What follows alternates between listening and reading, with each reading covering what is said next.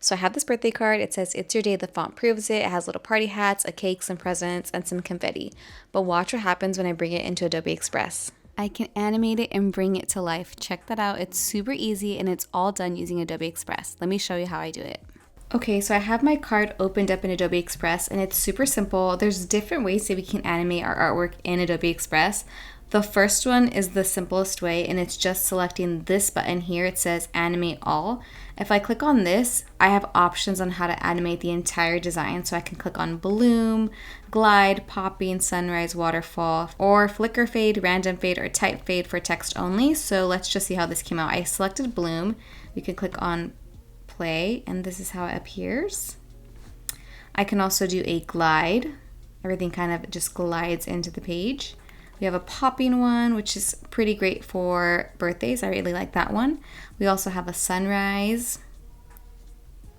Looks great. And then we have a waterfall, which is kind of like the opposite of the sunrise. Then we have text only, but I can't apply text only just because my images here, they're not fonts. These are actual hand lettering PNGs, so that wouldn't work with for that animation.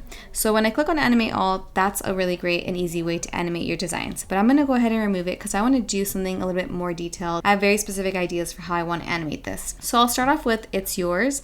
And then when you click on the object, this panel will appear. You can select Edit, Effects, and then we have Animation. We can have an in animation, so everything, how it appears when it first opens. We can have a looping animation, what's happening over and over, and then we have an outro animation. So I like to just do like an in and a looping. So I'll go ahead and think of a way that I can do this. We can actually hover over it and it'll show you how the animation will appear, which is really great.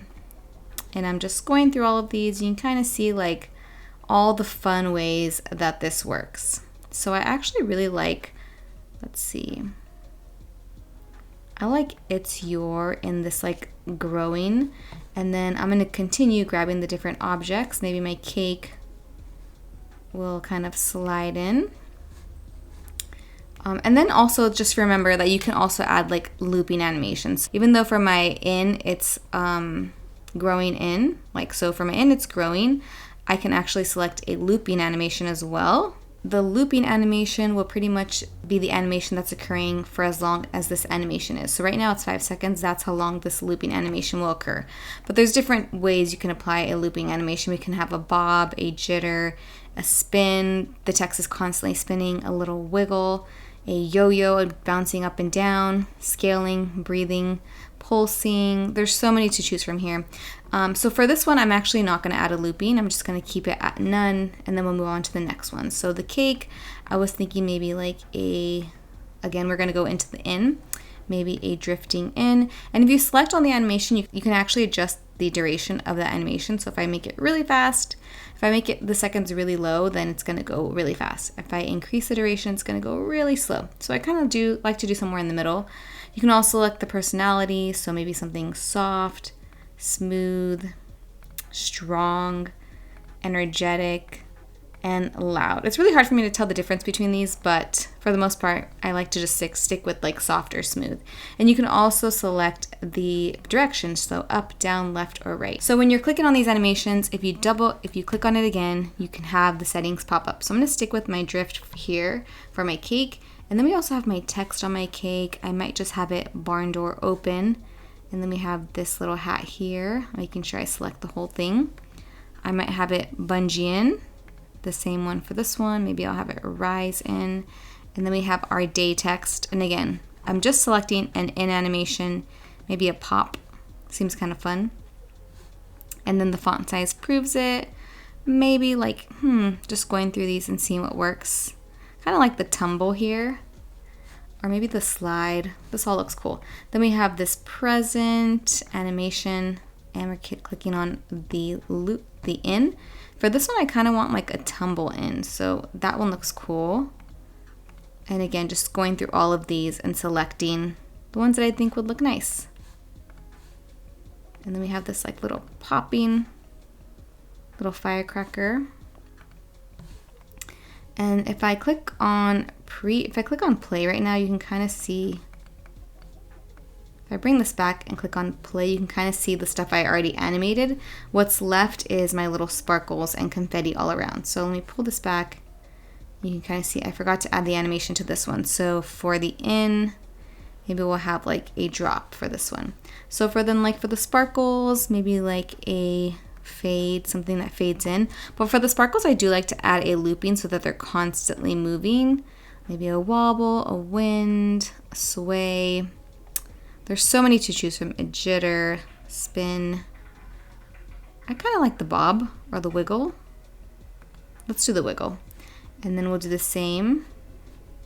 Maybe a bob for this one, wiggle. And I'm just going through all of them. Literally, let's just do all of them. Bob.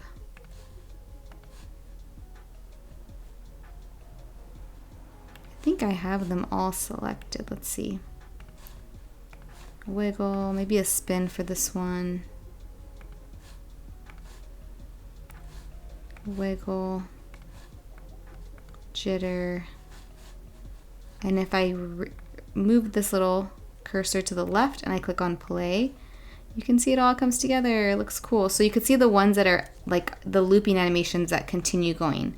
That's the cool thing about adding a looping animation is like even though the intro animation is done, you can still see movement in your art. For the rest of my designs, what I'll do is I'll add like looping animations. So you can kind of see that it's better to add a looping animation because it'll look more vibrant if I do it that way. So I'll click on day, and for loop, maybe we'll do like a little bounce or a breeze. Let's see.